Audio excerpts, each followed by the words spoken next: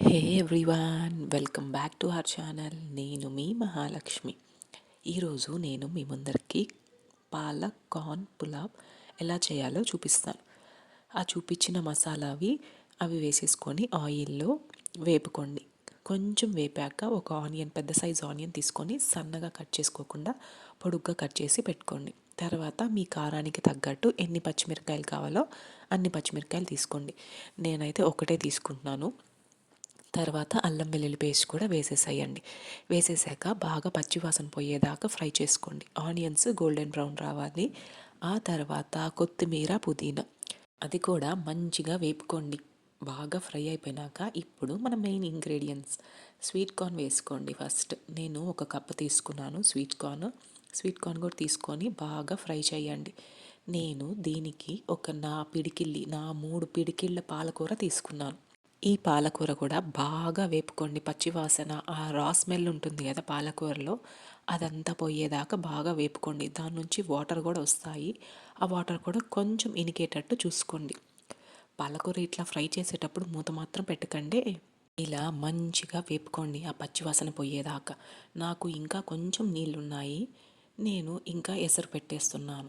నేను ఒక 1.5 గ్లాస్ తీసుకున్నాను. 1.5 గ్లాస్కి 1.5 గ్లాస్ నీళ్ళు పోస్తున్నాను. ఎందుకంటే నాకు పాలకూరలో కూడా కొంచెం నీళ్ళు ఉన్నాయి. సో ఎసరు బాగా మరిగాక ఇప్పుడు మనము బాగా ఒక హాఫ్ అన్ అవర్ నానబెట్టిన రైస్ని తీసుకోండి. మీ ఇష్టం, బాస్మతి రైస్ అయినా తీసుకోవచ్చు, సోనా మసూరి అయినా తీసుకోవచ్చు, మీ ఇష్టం, ఏ రైస్ అయినా తీసుకోండి. నేనైతే సోనా మసూరియే తీసుకున్నాను. చాలా బాగా వచ్చింది. మంచిగా కలుపుకోండి. ఇక్కడ ఈ స్టెప్లో కొంచెం ఒక స్పూన్ లేదా 2 స్పూన్లు నెయ్యి వేసుకోండి. ఆ తర్వాత మెయిన్ ఇంగ్రీడియంట్ లెమన్ జ్యూస్. ఎందుకంటే పాలక్లో ఉండే ఐరన్ అంతా అబ్జర్వ్ అవ్వడానికి మనకి ఆ లెమన్ జ్యూస్ పనికొస్తుంది అనమాట. ఇప్పుడు క్లోజ్ చేసేసి మూత పెట్టి ఒక 2 విజిల్స్ రానివ్వండి, అంతే. తర్వాత ఓపెన్ చేసి చూస్తే ఇల్లంతా మంచి వాసన వస్తుందండి. ట్రస్ట్ మీ, నేను ఎందుకు ఇలా ఉంటుందా, పాలకూరతో చేస్తున్నాం కదా ఎలా ఉంటుందో అనుకున్నాను. బట్ రియల్లీ చాలా బాగుంది. వెజ్ పులావ్ చేసుకుంటాం కదా, సేమ్ అంతే, ఇంకేమీ లేదు. మంచిగా ఉంటుంది. ఇంకా మీకు ప్రోటీన్ కావాలి అనుకుంటే దీంట్లో గ్రీన్ పీస్ వేసుకోవచ్చు, పన్నీర్ ముక్కలు వేసుకోవచ్చు, అన్నీ వేసుకొని కూడా చేసుకోవచ్చు. నేను ఎలా తిన్నానంటే ఒక 2 బాయిల్డ్ ఎగ్స్ అండ్ క్యారెట్ కుకుంబర్తో తిన్నాను, రైతాతో తిన్నాను. చాలా బాగుండిందండి.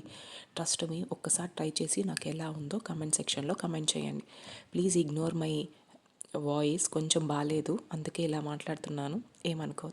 నేను మీ అందరినీ ఇంకొక ఇంట్రెస్టింగ్ వీడియోతో నెక్స్ట్ వీడియోలో కలుస్తాను. Thanks for watching. Be kind to everyone. ఉంటా మరి. బాయ్.